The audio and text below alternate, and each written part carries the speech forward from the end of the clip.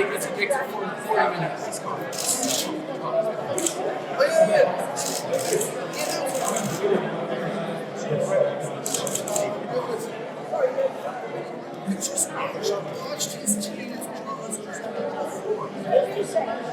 This video shows Prime Minister Trudeau and other NATO leaders at a Buckingham Palace reception, appearing to joke about U.S. President Trump and his long press conferences. On social media, it spread like wildfire to media platforms across the globe. NATO leaders awoke to the headlines. Well, he's two-faced. And President Trump wasn't happy. The Prime Minister was forced to explain what he said. Last night, I made a reference to the fact that there was an unscheduled press conference before my meeting with President Trump, and I was happy to take part of it, but it was certainly notable. Trump, meanwhile, abruptly canceled his end-of-summit news conference and headed back to Washington early. For more on how it all unfolded and the potential fallout, I'm joined by Katie Simpson in Washington. Hi, Katie. Hi, Vashi. What are the two leaders saying about all of this today? Well, Donald Trump is known for being thin-skinned, and so the big question was, once we started to notice, once the Power and Politics tweet, it's actually the Power and Politics tweet of that isolated video started to take off on the internet and end up on news platforms around the world, what was Donald Trump going to say about it? Because, as I mentioned, the U.S. president is known to be thin-skinned. Here's what he said. Well, he's two-faced. Do you think that Germany is too naive? And honestly, with Trudeau, he's a nice guy. I find him to be a very nice guy. But, you know, the truth is that I called him out on the fact that he's not paying 2%, and I guess he's not very happy about it. So Donald Trump attributes the comments that were caught on a hot microphone to frustration on Justin Trudeau's part, because he says, well, you know what, I called him out on not spending enough on defense, which is something that the Americans have repeatedly done with Canadian governments, even going back to Barack Obama, pushing Canada to spend more on defense and, you know, those kinds of investments. But Justin Trudeau, he was, of course, he was asked about this after what he is talking about. Why was he talking about? Did he regret what he was talking about? Here's what Trudeau said. Last night, I made a reference to the fact that there was an unscheduled press conference before my meeting with President Trump, and I was happy to take part of it, but it was certainly notable. And I've had a number of good conversations with the president over the course of this day and yesterday. When you told President Macron and Prime Minister Johnson that you saw Trump's team of advisors' jaws drop yesterday, what were you referring to? What was it that caused that surprise among them?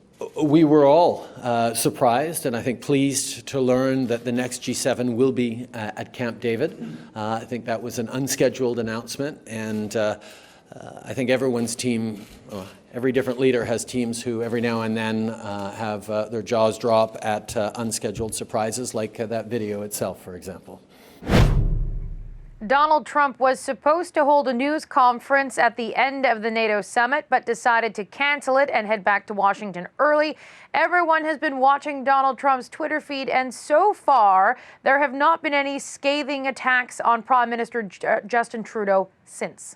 I know you've been touching base with government sources to find out how the Prime Minister's office perceives all of this. What have you learned?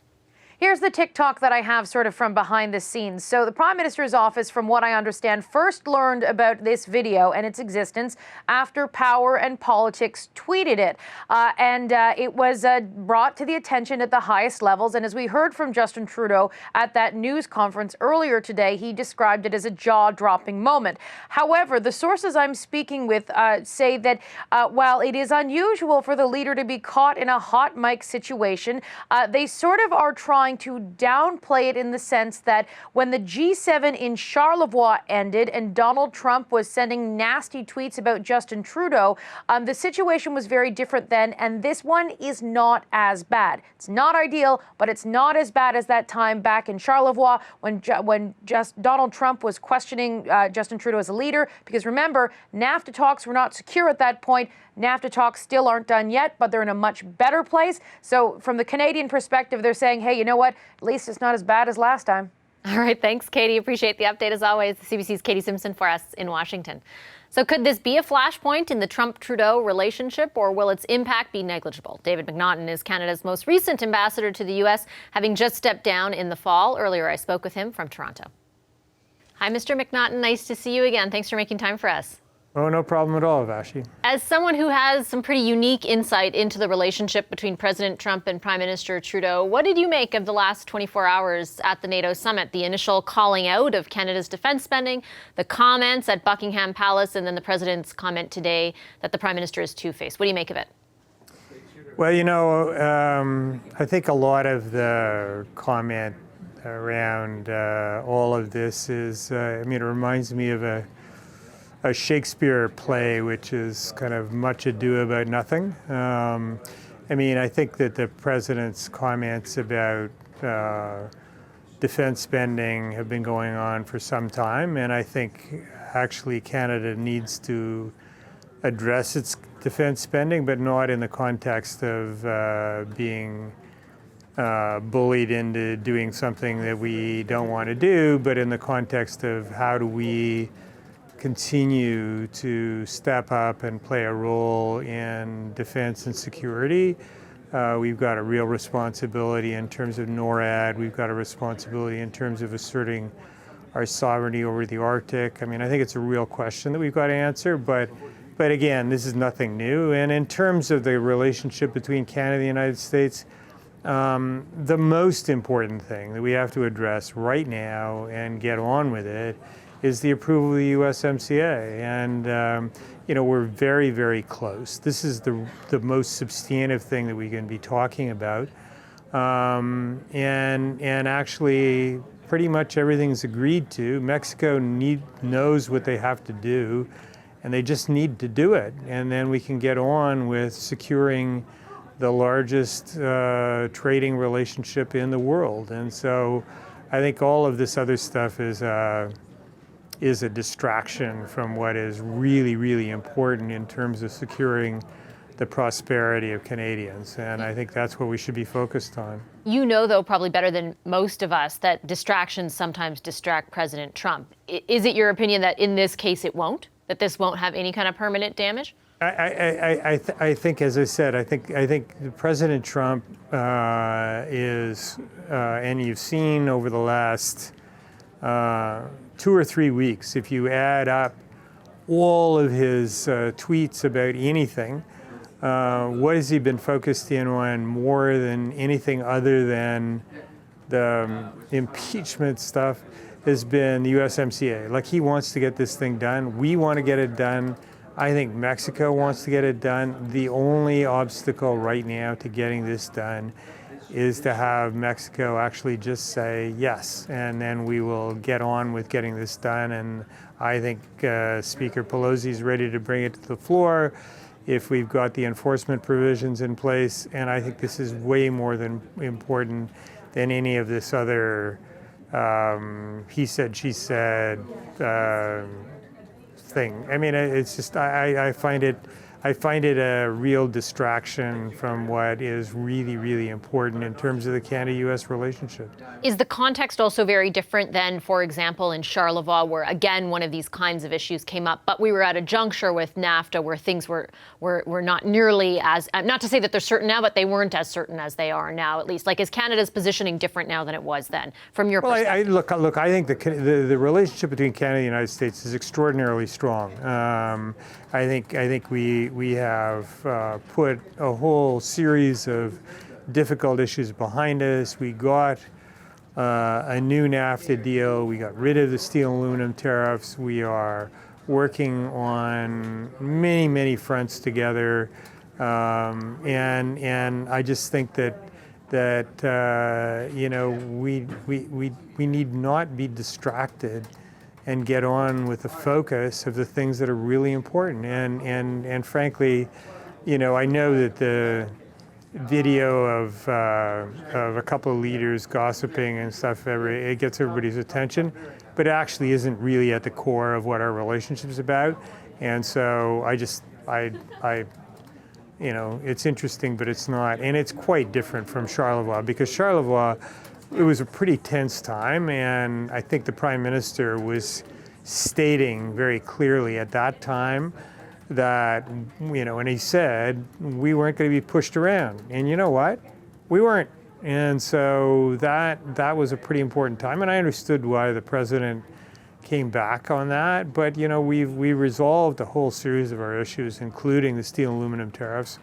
We got a good agreement, and we just need to get it across the finish line. And the only barrier to getting it across the finish line right now is that Mexico just has to agree to what I think in principle they've agreed to. It's just that they've had a little bit of pushback. They just need to get on with it. We're almost there. I want to pick up on that, and before I let you go, ask you, because Mexico's chief NAFTA negotiator, Jesus Seade, is in Washington today, meeting with Robert Lighthizer, Ambassador Lighthizer. If all that's left is for them to agree, do you think that's going to happen before the end of the year? Do you see NAFTA being ratified in the United States? Well, I do, in the sense that it's all there to be agreed to. I mean, before I left, I had many discussions with the Speaker, with Chairman Neal, with many of the Democrats, with labor leaders. I mean, we knew what needed to happen for this agreement to get through Congress, and I think it's all there. And I think Ambassador Lighthizer has done a remarkable job of, putting together the elements that would allow this to get through Congress. I mean, at a time when there's so much contention in Congress, to be as close to where we are is a remarkable accomplishment, and I think Bob deserves an awful lot of credit for that. Having said that, I mean, the Mexicans just have to say yes to what they in principle have agreed to, and I think they will, and I would hope that Jesus in his meetings with Bob today would come to that agreement, because enforceability, living up to what you say you're going to do, shouldn't be a complicated proposition. Okay. And so I think that's where we need to go. All right, I'll leave it there. Thank you, Mr. McNaughton. Pleasure to have you back. Good to be here. Former Canadian ambassador to the U.S., David McNaughton. 70 years on, we are rock solid in our commitment to NATO and to the giant shield of solidarity that now protects 29 countries and nearly 1 billion people. The fact that we live in peace today demonstrates the power of the simple proposition at the heart of this alliance, that for as long as we stand together, no one can hope to defeat us. A message of unity today from British Prime Minister Boris Johnson at the NATO summit, but the alliance, already facing questions about its relevance, ended the summit on shakier ground after Prime Minister Trudeau and other NATO leaders were caught on camera appearing to mock U.S. President Trump, as well as various public disagreements between Trump and other leaders. NATO, or the North Atlantic Treaty Organization, is celebrating 70 years this week. 12 original members formed the alliance back in 1949. There are now 29 members. The purpose initially was to create a defensive shield against a rising Soviet Union. But after the Cold War ended, NATO hit a bit of an identity crisis. Its purpose and effectiveness is increasingly under attack now. Donald Trump once called it obsolete and threatened to withdraw the U.S. So after this week's summit, is NATO in worse shape than before, and what is its future? Earlier, I spoke with NATO Secretary General Jens Stoltenberg. He was in Watford, England. Thanks so much for making time for our show. It's nice to see you again. Thank you so much. It's great to hear you again. Your message, Mr. Stoltenberg, since the start of this summit has been one extolling the virtues of unity among NATO member countries, but that unity has been hard to come by over the last 48 hours or so. The President of the United States, for example, just called the Prime Minister of this country two-faced because of video that emerged from a cocktail reception at the summit where Mr. Trudeau, along with other leaders, appear to be talking about Mr. Trump. Your reaction? Well, the important thing for NATO and for me is actually the substance of what we agree on. And at this leaders meeting, we have made important decisions on the readiness of forces, on declaring space as a new operational domain for NATO. And we have also proven once again that we are actually delivering on burden sharing, investing more in defense. So what we see is a NATO which is now implementing the largest reinforcement of our collective defense since the end of the Cold War, including with combat-ready battle groups in the eastern part of the alliance for the first time in our history, one of them led by Canada. So that is substance. That's actually things North America and Europe are doing together, and that demonstrates the unity of this alliance. I take your point, but can you understand, I guess, Mr. Stoltenberg, the public's perception? It's not just this video, it's other comments made throughout the last 2 days. President Trump calling President Macron's comments on NATO earlier nasty. Do you understand, I guess, the perception that unity is not as strong as it's perhaps been in the past? Well, if you look into the past, then you will see that there has been differences, disagreements between NATO allies as long as this alliance has existed. Going back to the Suez crisis in 1956, or when France decided to leave the military cooperation in NATO in the 1960s, or over the Iraq war in 2003. The strength of NATO is that despite the fact that there are differences, despite the fact that we are 29 different allies with different geography, history, political parties and government from both sides of the Atlantic, we have always been able to overcome our differences and then unite around our core task to protect and defend each other. And that's exactly what we do now, because we are just safer when we stand together than when we are alone. If you put it in a historical context, then, are you characterizing this as nothing unusual, or do you think some of what President Trump says is unusual? Well, President Trump has his style, but again, for me, what matters is that NATO allies are able to deliver, are able to stand together and commit to our collective defense clause, one for all for one. Because if we send a message to any potential adversary that if one ally is attacked, then the whole alliance will respond, then there will be no attacks. That's the way to preserve peace. NATO's core business is not to wage war. NATO's core business is to prevent a war, is not to provoke a conflict, but to prevent a conflict. And we do that by sending this message that if one ally is attacked, the whole alliance will respond. And since we are by far the biggest and strongest military power in the world, no one attacks us, and therefore we are able to preserve peace. That's our core task. With the greatest of respect, Mr. Stoltenberg, is that truly the message that you think is being sent, all for one? President Trump, when he was singling out President Macron, he floated the idea of France not even being part of NATO. Is that actually the message, all for one, that's being conveyed to adversaries like Russia right now?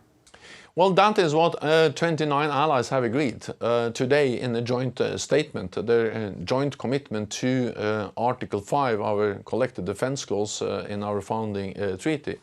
But that's not only something we say, it's actually also something we do. Because North America and Europe, we are doing more together now, we have done for many years. Increased readiness of forces, combat-ready troops in the eastern part of the alliance for the first time in our history, European allies and Canada investing more in defense, and both Canada and the United States are now actually increasing their presence, military presence in Europe. And for me, it's hard to imagine any stronger message or demonstration of North America committing to European security than having more Canadian and more US soldiers in Europe as we have now. On the issue of defense investment, I wanted to get your take on the 2% figure that's talked about so much, 2% of GDP, that is, as a metric. Is that a productive metric? I ask because you've got a country, for example, like Greece. It meets the targets very easily, but the majority of defense spending is focused on salaries and pensions, while a country like Canada isn't meeting the target, yet it's contributing, as you highlight, to multiple NATO missions. Is that the best way to measure? Is NATO really measuring this in the best way? Well, what we agreed back in 2014 when we made this pledge was to spend more and to spend better.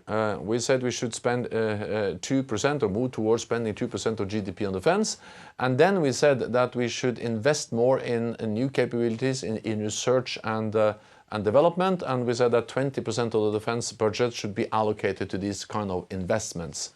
And the good news is that more and more allies meet the 2% guideline, and more allies meet the guideline on spending more, investing more in new capabilities, technology, research and development. We still have a way to go, but it's a significant improvement compared to where we were just a few years ago. I understand that for politicians it's hard to allocate money for defense. I've been a politician myself for many, many years, and of course most politicians, me included, we always prefer to spend money on healthcare, on education, on infrastructure instead of defense. So when tensions went down after the Cold War, European allies and Canada reduced defense spending. But then we have to be able to increase investments in our shared security when tensions are increasing as they are now.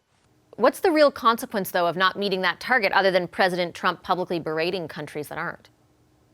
Well, the real consequence is that we then have less capabilities than we would have had if more allies invested more. But we have a good story to tell. The reality is that we didn't pledge to spend 2% tomorrow. We pledged to move towards spending 2% over a decade, and that's exactly what we are doing. After years of reducing defense spending, all allies, including Canada, have started to increase, and Canada is actually one of the countries which have really added significant to their defense budgets, providing funds for investments in new high-end capabilities, new ships, new planes, and more Canadian contributions to NATO missions and operations. For instance, Canada is leading NATO's training mission in Iraq. It's extremely important to train local forces to prevent ISIS from coming back to Iraq. Canada is also leading one of the battle groups we have in the Baltic countries in Latvia. So this increased funding is now actually being used for good purposes and strengthening NATO and our shared security. And yet Canada is still being singled out by President Trump yesterday as slightly delinquent. Is that unfair? There are many countries which are not at the 2% guideline, but I welcome the fact that more and more allies are. A few years ago, there were only 3 allies spending 2% of GDP on defense. Now it's 9 allies, and the majority of allies have plans in place to meet the 2% guideline by 2024. So I will continue to push and to urge allies to invest more, but at the same time I recognize the significant progress allies have made, including Canada, in increasing defense spending. With respect, though, that didn't answer the question about whether Mr. Trump, President Trump's characterization is unfair. Well, I will not go into characterize each and every ally. I will just urge allies to make good on the pledges, the promises we made together, all of us, because we live in a more unpredictable world. We live in a more uncertain times. Then we need strong international multilateral institutions like NATO, and we need to invest more in defense. Okay, I'll leave it there. Thanks so much, Mr. Stoltenberg. Really appreciate your time. Thank you so much. Well, he's two-faced. But, you know, the truth is that I called him out on the fact that he's not paying 2%, and I guess he's not very happy about it. We were all surprised and I think pleased to learn that the next G7 will be at Camp David. I think that was an unscheduled announcement, and I think everyone's team, every different leader has teams who every now and then have their jaws drop at unscheduled surprises, like that video itself, for example. Justin Trudeau's poor judgment, lack of professionalism, and love of drama continues to weaken Canada's position on the world stage. He certainly says some things in public and then says things very differently in private. There's many reasons to criticize Mr. Trump, but criticizing about making someone late to a cocktail party is not one. If you add to that a lack of respect, or an apparent lack of respect, you're shopping for some more troubles. Millions of views online, and as you just heard, nonstop reaction, both internationally and here at home. The video of Prime Minister Trudeau appearing to gossip with French President Emmanuel Macron, British Prime Minister Boris Johnson, and Dutch Prime Minister Mark Rutte about U.S. President Donald Trump is kind of going viral. Will it come back to haunt the Prime Minister? Time for the Power Panel. Joining us from Toronto, Amanda Alvaro of Pomp and Circumstance. And here with me, stacked in studio, Summa Strategies' Tim Powers, Danielle Turp, former Bloc Sauk MP from 1997 to 2000, former PQ MNA from 2003 to 2008. He's currently president of the Research Institute on Self-Determination and law professor at the University of Montreal. Kathleen Monk, it's a mouthful, of Ernst Close Strategy. Congratulations, you did that. I'm surprised I didn't fumble.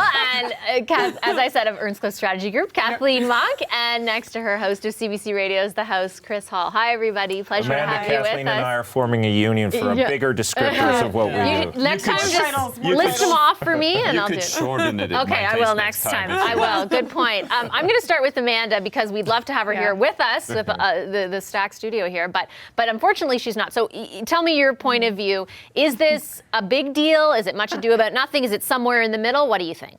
Well, it's definitely not much ado about nothing because, as you said, I mean, it's completely gone viral and people are talking about it. But listen, Trump gives people a lot of material to talk about every single day. His ludicrous behavior, whether it's, his rants online or an unscheduled 40-minute press conference or an unscheduled announcement, which Trudeau described as making the staff's jaws drop, are things that get a reaction. And he's used to getting reaction because he makes these ludicrous comments all the time. So the fact that Trudeau sort of called him out in jest, I think, and was captured on video, was it perfect timing? No. Was it unexpected? Not really. Such a hard one. Taking the mickey out of another leader with a bunch of other leaders and looking like you're one of the boys has some benefit, I suppose, that people will say you're engaging in some candor. But on the other side of it, it is embarrassing. Canada's trying to do a USMCA deal right now with America and with the Mexicans. This is a very thin-skinned president.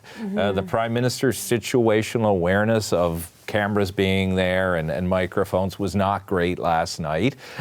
It's not the story you want because last week you were sending your deputy prime minister to Washington to get a big deal done. Now you got to deal with this. I mean, what is it with Liberals at NATO meetings? It was 17 years ago, Francie DeCrow, then the director of communications to the prime minister, Kretschmann at NATO, called George W. Bush a moron in an off-the-cuff conversation. She had to resign. I'm not calling for the prime minister to resign, but you can't behave this way in these circumstances. Kathleen?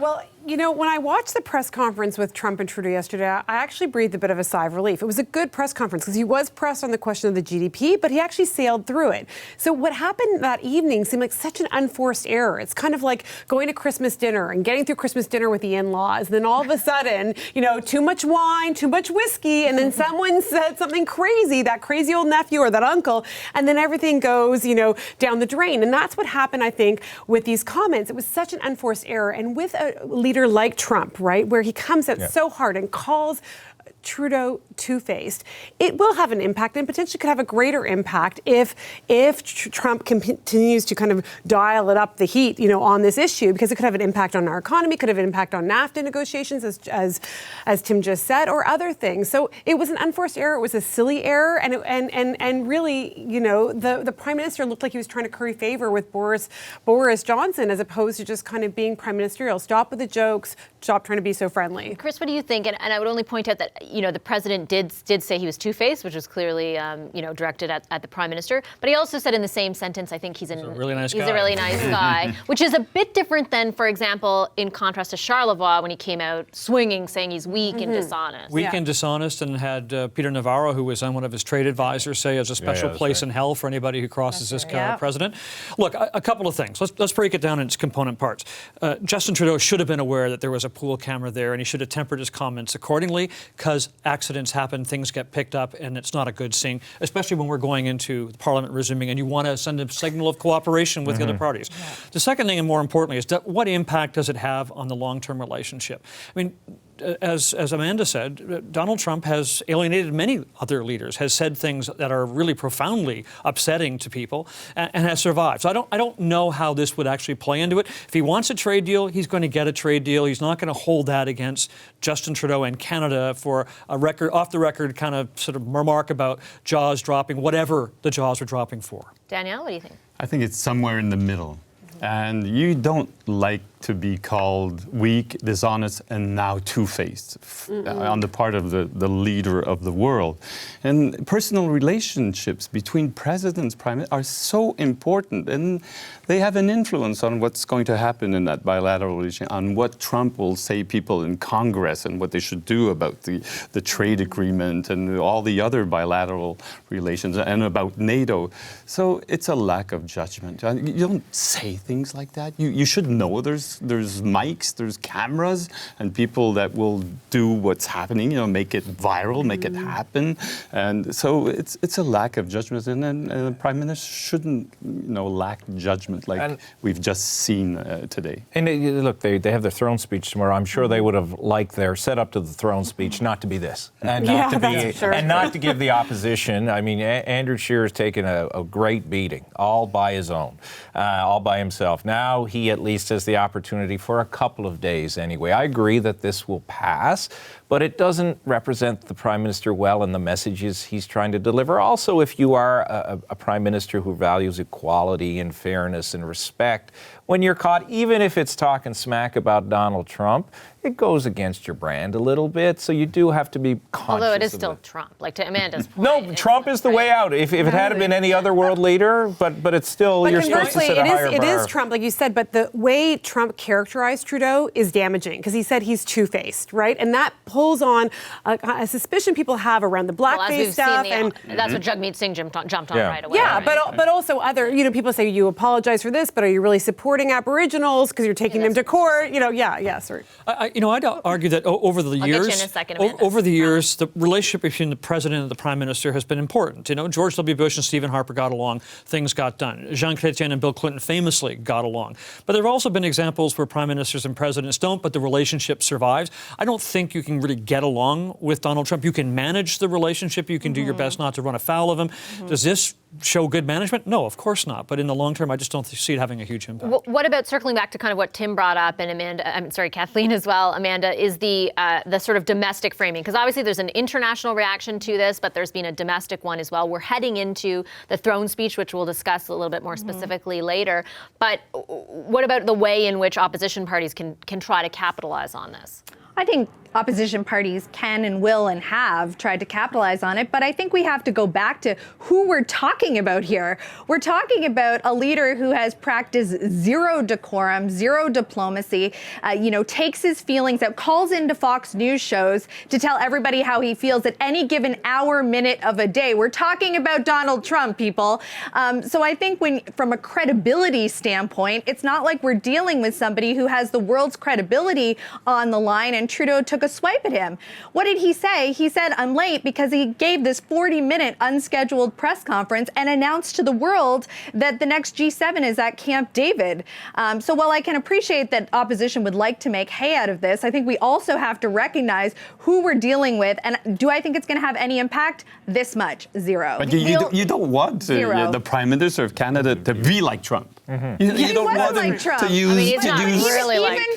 Even to make that comparison is so egregious and ridiculous. But you'd have to I take your point on the comparison. The only thing I would say is, from the perspective of the government, we saw them so in such a disciplined fashion for so long refuse to take the bait on Trump anytime, right? Like they went out of their way not to play that game. And I think that's why maybe this resonated a bit more, because this is not what we have come to expect from the Prime Minister or his minister. Well, and there's another way to deliver that remark. You can deliver it from a podium forcefully and say, we disagree. I wasn't happy with the president's behavior, but he comes across, I agree, he gets out because it's Trump, but it doesn't mean you should be, to Danielle's point, rude to Trump, even though Trump may deserve the rudeness. If you're Justin Trudeau and you're trying to set a higher standard, does it mean you're selectively rude to people who are equally rude? Like, you gotta, if you're going to live the brand, then live the brand. Dignity in politics. Yes, that's what we lack in politics. And he wasn't really being, do you think he was being undignified? I mean, he was making an offhand comment. He didn't disparage him and say he's it's evil mannered. Undignified to say things about colleagues in front of other colleagues and in his back. That's what Trump said, in my back. That's undignified. A video that appears to show the Prime Minister and other world leaders venting about U.S. President Trump caused a stir today. But how was that video found in the first place? We have the backstory. Chris Rands is a CBC News producer who uncovered the video. Hi, Chris. Hi, Vashi. Tell us a bit about how you did that. Well, I do many things, but yesterday I was assigned to catch Evan Dyer's material. He is the TV reporter with the NATO trip and the Prime Minister in London, Watford. So my job is to put his words to pictures. And I had most of his piece together, and I was looking for extra pictures. And we get these feeds, and they're called pool feeds because the one I was looking at was from Buckingham Palace. There is no way that all 29 member nations of NATO can have a camera inside Buckingham Palace. So there was something called the Royal Pool Feed, and that was going out to all the networks who bought in and bought a share of this. So that's what I was looking at. And you could see a bunch of shots. Basically, leader comes in, and then suddenly there's this group of leaders, and there's a lady in waiting, I assume, standing in front blocking the shot, and suddenly she moves out of the way, and there's Trudeau, and there's Macron, and there's Boris Johnson, and Mark Rutte, the very tall Dutch PM, and a little later, Anne, the Princess Royal, and they're having a conversation, and our Prime Minister is looking straight at the camera, and lo and behold, I thought, maybe I should check the audio. He says things. I've caught things from him. And suddenly, this very directional microphone on the camera has something. And I'm listening, and I'm hearing words. And he appears to be talking about President Trump. And then he appears to be talking about where the G7 is going to be held or something like that. And it seemed to be something there. And I started waving the flag at about the tape. It was fed to us at about 3:15 in the afternoon yesterday. And I think my email went out within 20 minutes of that. And then you guys started getting onto a tweet. And how did you figure out exactly what Trudeau was saying? Well, I had to listen to it. And to listen to it with TV, there's more than one audio channel. There's up to 4. So sometimes there are 2 microphones, so maybe one's a little better than the other. So I rushed upstairs to the edit suite, and we were playing around with the channels. And then we found one. And then a colleague, Mark Robichaud, who's really good with audio cleaning software. It's not you're taking away the words, you're getting rid of all that hissy white noise, and we were able to clean it up a bit. And that's what you found. So there have been some theories that have been floating ever since that, for example, the Russians are the first ones to have captured this and put it out there. What do you have to say about that? I could never assume to make a decision for Her Majesty, but I can't perceive that the Buckingham Palace household staff would allow a person who is Russian to be the pool camera for the Queen's reception of the NATO leaders. It was a pool feed. It came straight to us.